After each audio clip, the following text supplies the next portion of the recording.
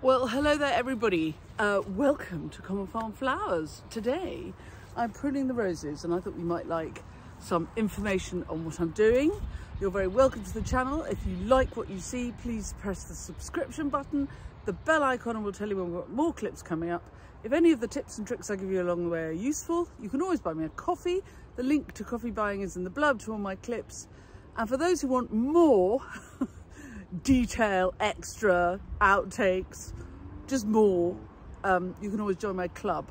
All my clips go up for the club with extra detail, so you're very welcome. Right, to the matter of hand. First of all, I'm wearing very nice town and country gloves, which I bought at the garden centre in a fit of enthusiasm the other day, and they are fantastic, rose proof. Okay, so here we go, rose pruning. Oh yes, the other thing is, sometimes, some years, we do the rose pruning with a hedge trimmer.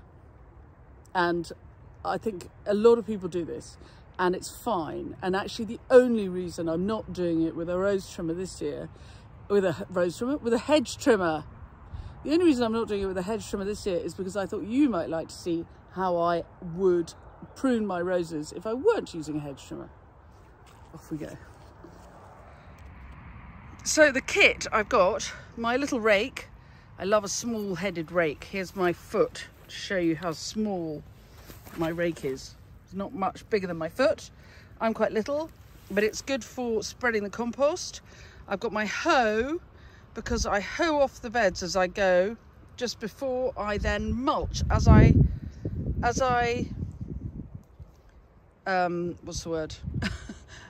prune, I mulch. So I sort of make the beds good as I go. And this is the height of the roses before I prune. They are taller than me, all the way up here. I'm 5'2", and that tall stem there is nearly 6 foot. And when I finished with them, they are really a maximum of a foot high, just to give you an idea. So I hoe off the bed, and I don't do the whole bed at once. My dear mum taught me with gardening that it's much better to do a few jobs as you go, because then you feel as though you've got more done, but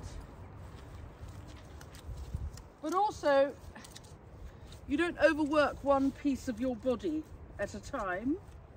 You only work, it's a more holistic exercise. So I hoe off 4 or 5, maybe 6 roses, and then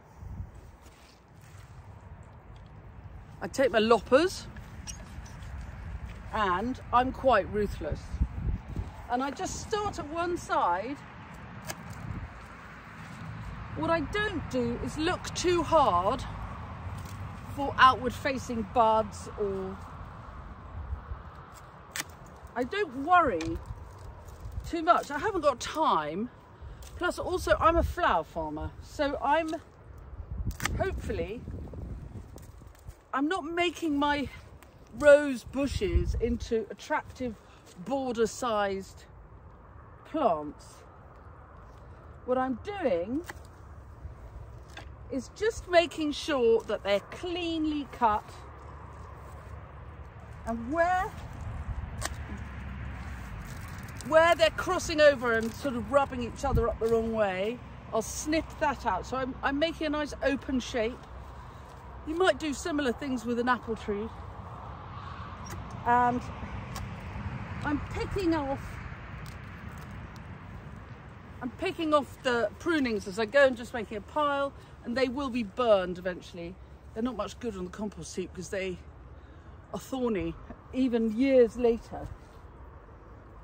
If there's any sign of deadwood,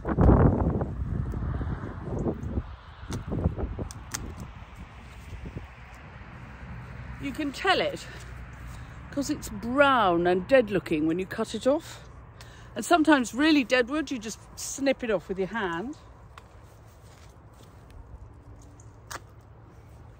bit more. So take out any dead bits. You're not killing the plant.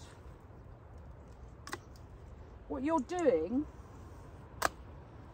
is making room for the strong young shoots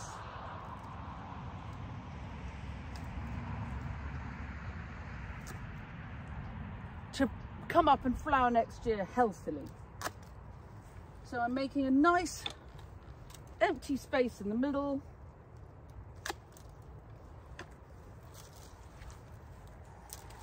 Taking off quite a lot of each one.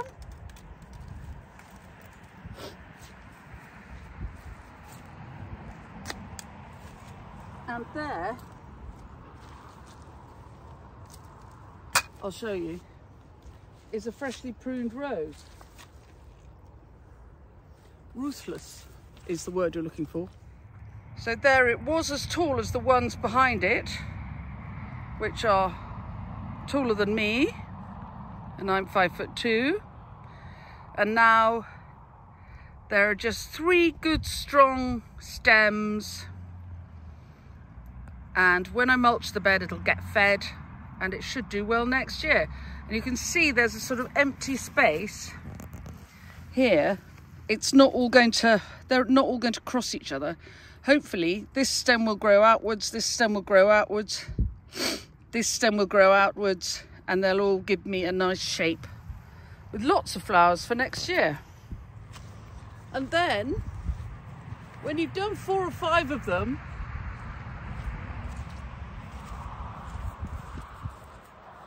fetch your barrow load of peat-free compost.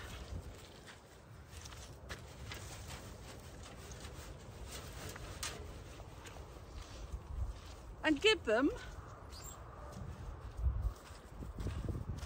a nice mulch.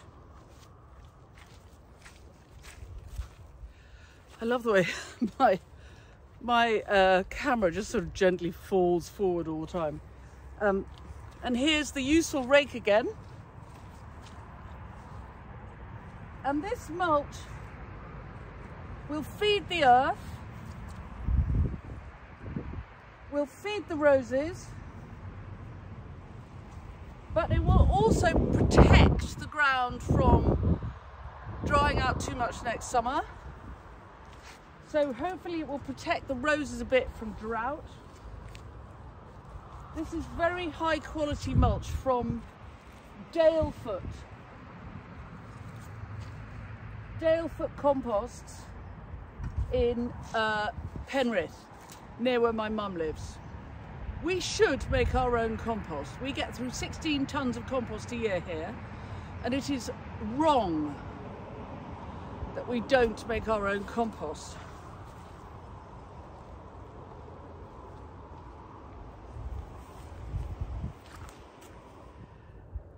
Because as my mother says, a barrow load of mulch, just do a little bit, little often, and you'll sooner or later get the job done. And I'm going to go and talk to my friend Camilla in Vienna now. I have a hot date. My thing this winter, amongst other determinations, like do less better, is to talk to my friends more often. And so this afternoon's friend is Camilla. So Camilla, I'm just coming. Anyway, I hope you've enjoyed the clip. Most of the roses here are David Austin's. As time goes by, they probably will become less so. And these roses in this bed are at least 8, if not 9 years old.